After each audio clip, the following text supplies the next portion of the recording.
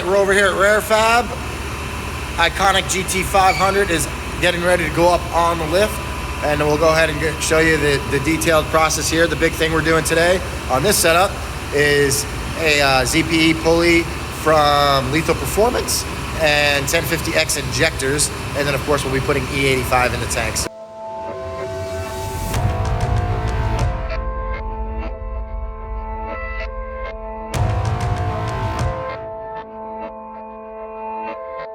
All right, Rarefab's making some quick work of this setup. The supercharger snout is already out.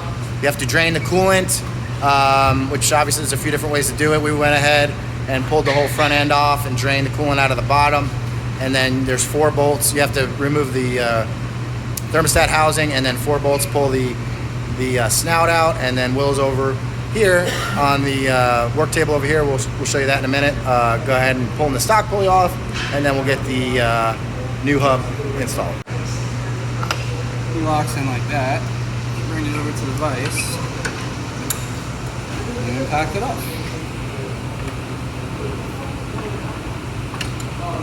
Now the real question is going to be: is it left? So what is this right? holding this from turning? Oh, it's holding the shaft. Ah, okay, gotcha. Now the real question. So is this piece you could buy. What is it? Buy separately? Yeah, you can buy it all together. We have it like as drop down. So Okay. You can buy it separately. So if you're doing it yourself, you're going to need this tool. If not, you know, somebody's going to need the tool. Whoever's doing it. So, yeah, because you're going to end up risking damaging this right. puck if you try to do it on the vise by itself. You don't want to damage this or this because it'll become misbalanced and unusable. You obviously don't want to mar any of the stuff up, so you really need to get this tool. So basically, if you're going to a shop that already has the tool, you don't need the tool. If not, you got to buy the tool. We'll have one here at the Palm Beach Dyno Rarefab compound.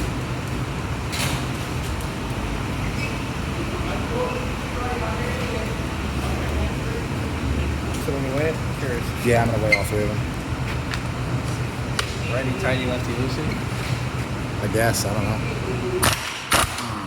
That was easy enough.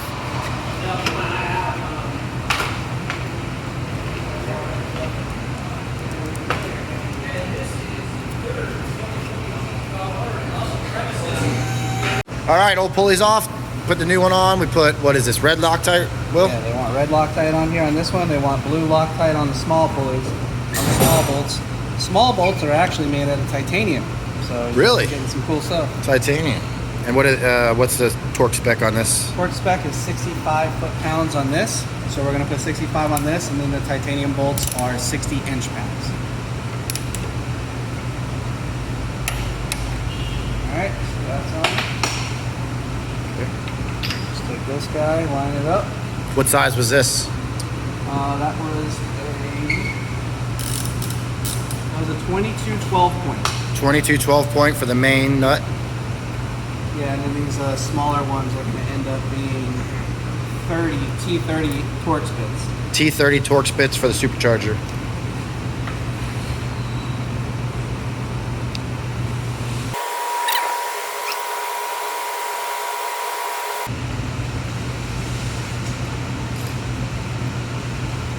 So we're just going to run these down with the gun real quick, and then we'll come back and torque them.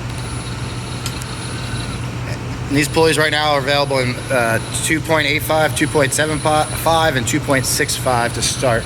There may be other sizes available. The stock pulley is a 3.08, I think, something like that. Just over 3. So a 2.85 should add roughly 2 or 3 pounds, I think. 2 pounds, 14 pounds total. 2.65, maybe 17. We'll let you know later in the video. Alright, so we're going to set this What is it? 60 inch-pounds. Not here, no. We did, but remotely. But I've got stock pulls from Lee's car that we can compare to. And we'll do this stock pulls on.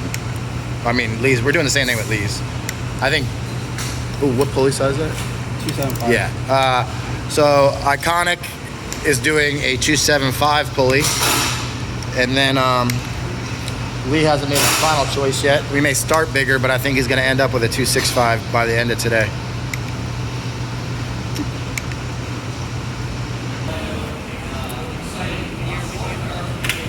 right, so this pulley shaft is sealed on here with anaerobic sealer.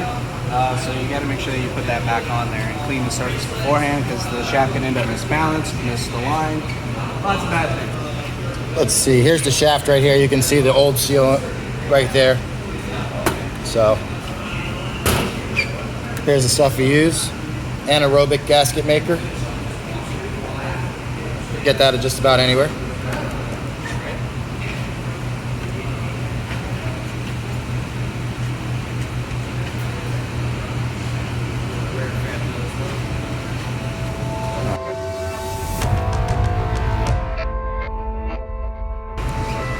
Okay, Rarefab got everything all installed as far as the pulley. Everything's back together. Got to fill up the coolant. He's got to do the ID1050x injectors.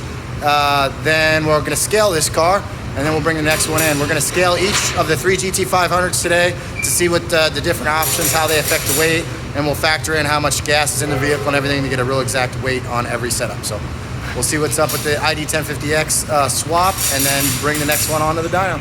All right, Will's making some progress on the injectors. He just told me that it kind of sucks, which I believe. Everything under this hood is very tight. It's one of the disadvantages to there being so much going on and all this horsepower. There's a lot of lines and brackets and stuff everywhere. So the biggest issue was, so far, was getting the this piece off the top of the fuel rail over here. It's kind of hard to get to and get out, but you know, that's just the name of the game. On the next one, we may try to take off the strut tower brace to make it easier, but for right now, we're just working around it.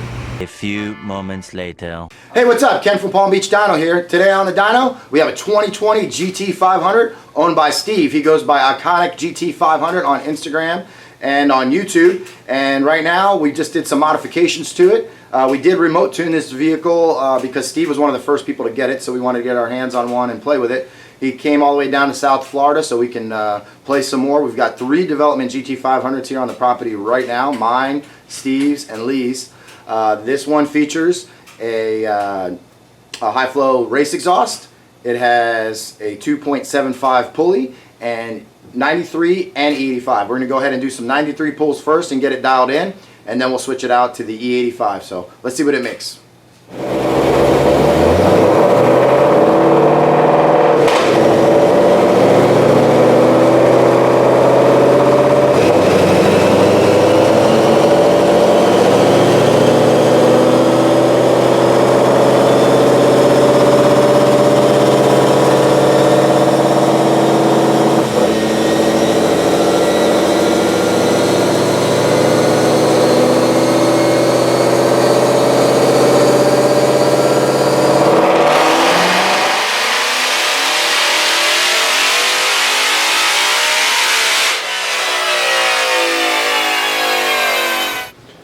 Okay, we only showed you one 93 octane pull there, but we had quite a few pulls. We had some issues with the camera, but I'm going to go ahead and go over some of the dyno graphs here. Right off the get-go with the smaller pulley and the higher boost, we saw roughly 14 pounds of boost on this pulley instead of the 12, which was stock. Right off the bat, we were making 723 and 604 on pump gas. Now, of course, we had pulled back the timing and everything to be sure we were good on the boost, and then slowly made more and more power. Until we got up to this orange and green graph, which you can see right here at the top, had a little bit of an issue. That was making 765 and 620, and then 759 and 618. But it wasn't really happy up top, and I spent quite a bit of time figuring out why that was. And as you can see, pulled a little bit cleaner, or very much cleaner up top. Let me show you those one at a time. So 10 is right here. You can see how we lost power there, and it wasn't immediately obvious what was going on, so we chased our tail. Oops, that's the wrong one. And then right here, which is the green line, you can see, you know, that was totally resolved. So we're going to go ahead and swap out the fuel, put E85 in it, same pulley, and obviously get everything all aligned for you, do a dyno pull, and we'll go over those results in just a minute.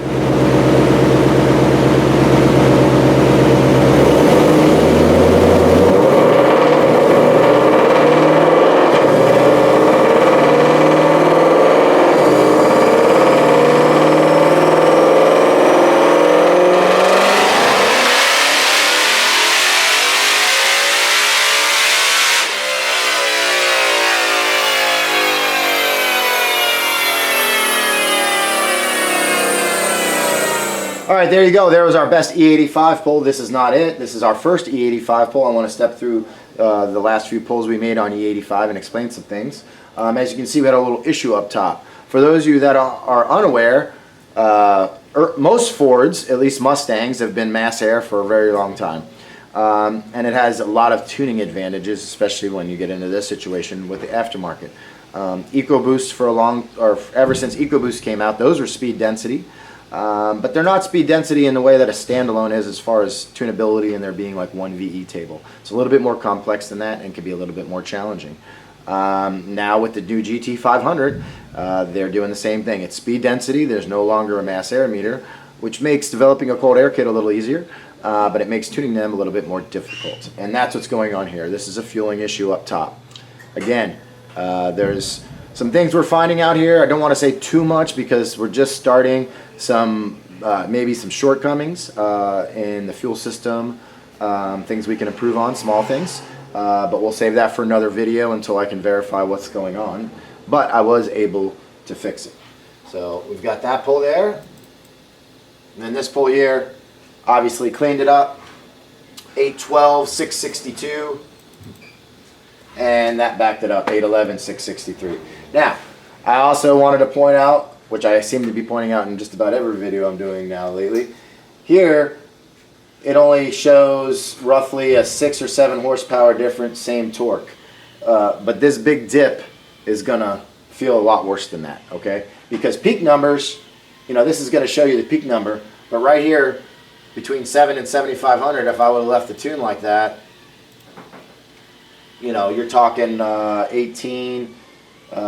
26 horsepower for 500 RPM that you're going to be down, even though you thought you were only down 6, 7, 8 horsepower. So that's some of the hidden things that you don't see in peak numbers that you can see when you look at the graph. Anyway, we're going to go ahead and get these cars loaded up. Tomorrow is a That Racing Channel rental at Palm Beach International Raceway, and we'll be racing this car and Lee's car, which you saw previously on our channel for a 93 tune on the stock Pulley. We're getting ready to tune his car right now with a similar setup to this, except he went with the 265 Pulley. And then we're taking him tomorrow to That Racing Channel's rental, and we're going to be able to do a couple dig hits and some roll racing. It's not going to be like a fully prep type rental. It's more of a roll race type event, but we're going to do digs on that track. So we're not sure how well the cars are going to leave, but we'll be able to get some good data and see what we can do. So we'll see you on the next one.